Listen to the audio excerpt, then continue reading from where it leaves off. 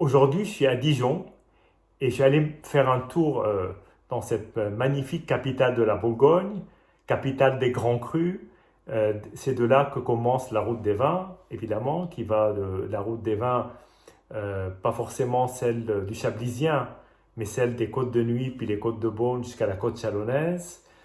Et voilà, en rentrant chez un caviste, j'ai trouvé ce vin qui est pour moi très difficile à trouver parce que d'abord, c'est une appellation qui est assez rare, Griotte Chambertin.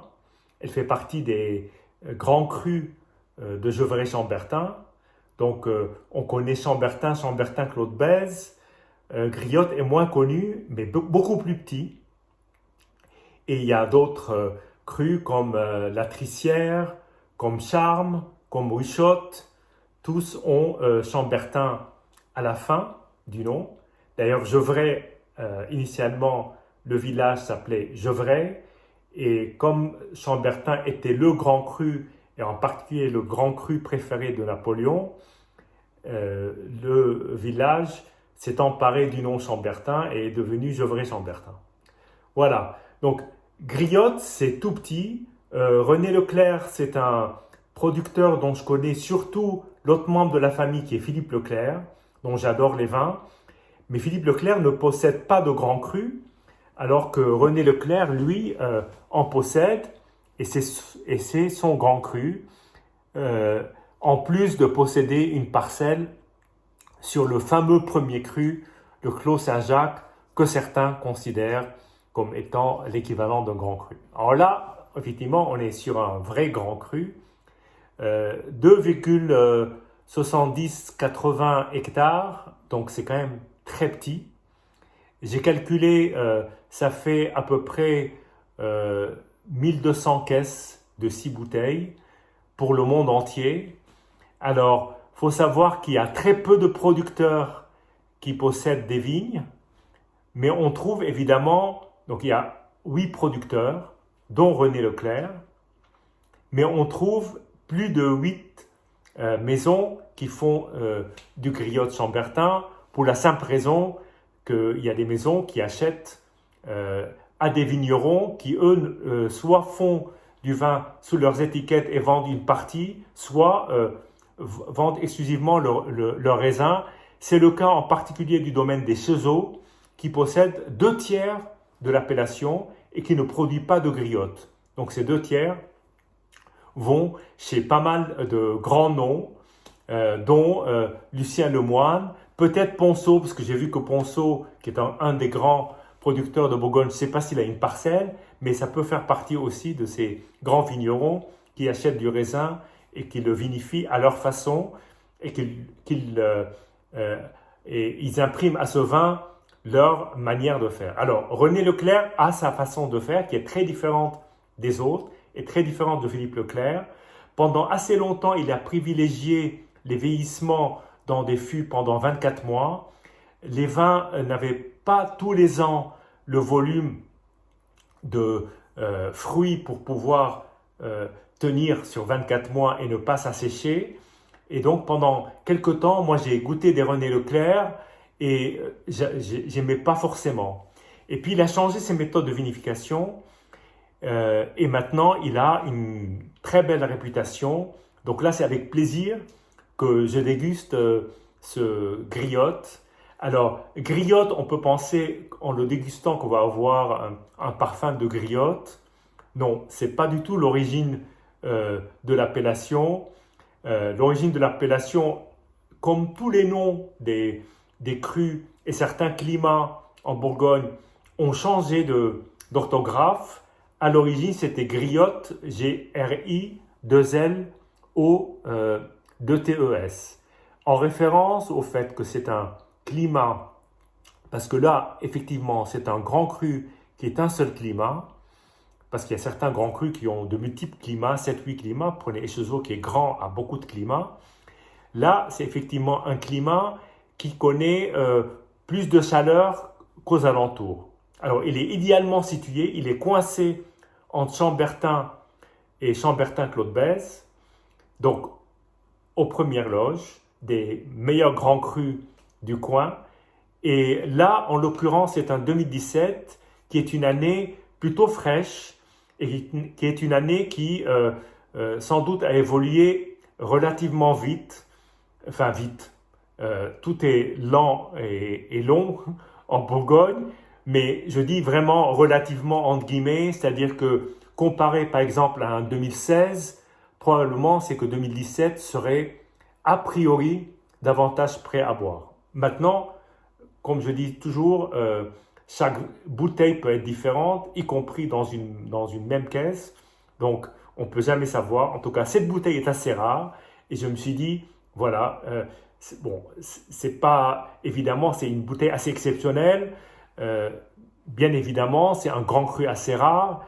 Mais je me suis dit, voilà, j'ai profité de l'occasion en étant à Dijon, au cœur de ce magnifique vignoble, pour pour euh, déguster cette bouteille, en tout cas, qui a une belle promesse, rien que par le nom et par le producteur. Voilà. Alors, je viens de me servir un verre.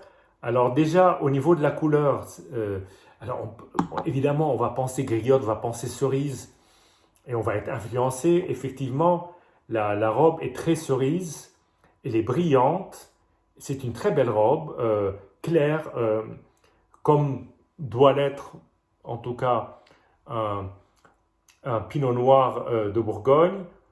C'est vraiment la couleur avec vraiment des reflets roses, rouges, euh, j'allais dire euh, brillants. Et voilà, donc très très belle robe.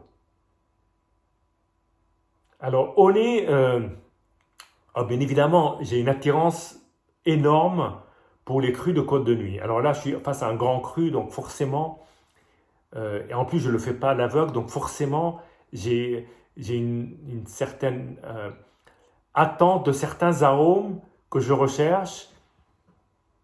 Et là, effectivement, la première chose qui ressort, c'est le fruit et la terre. Vraiment, comme si, d'une certaine manière, cette terre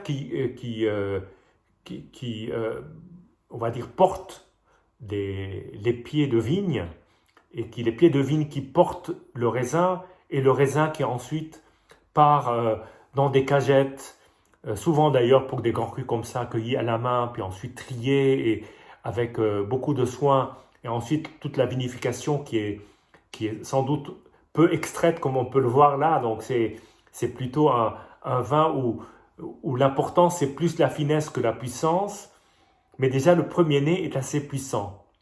Est assez puissant dans le sens que là on retrouve les beaux arômes de Bourgogne, c'est-à-dire ce mélange de fruits et de terre, et en même temps, cette terre qui est plutôt une terre humide, plutôt que sèche, et on sent presque la période des vendanges quand il a peut-être un peu plu et que la terre commence euh, à envoyer des senteurs.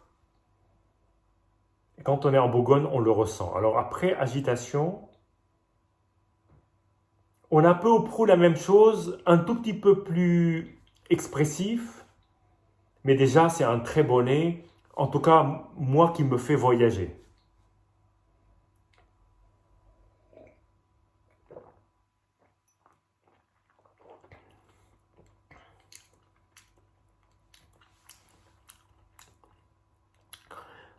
Alors déjà le premier contact à l'attaque est extrêmement parfumé, c'est-à-dire que dès lors que on touche le vin, on a des exhalations de parfums, de fruits, de parfums floraux, de roses, et puis cette terre qui prend en bouche des embruns de terre humide un peu champignonnée, sans que ce soit forcément, oui, des champignons frais plutôt.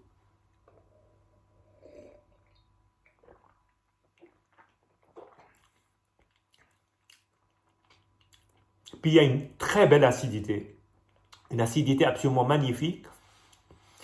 et une enveloppe acide qui est là constamment, qui apparaît crescendo, et ensuite sur une fin qui est très douce, pas d'amertume, aucune amertume, une rondeur en bouche absolument superbe, mais la rondeur avec élégance et classe, et une pulpe quelque part de ce parfum et de ces fruits qui embaume la bouche. Alors je dirais pas que ça a un goût de griotte, ça n'a pas non plus un goût de grillé du tout, il n'y a pas du tout de fumée, et en fait ce qu'on pouvait dire sur René Leclerc et ses vins avec un élevage qui était un peu long, là on sent presque pas d'élevage, en tout cas c'est fait d'une manière tellement fine que nous sommes face à un très très très beau vin.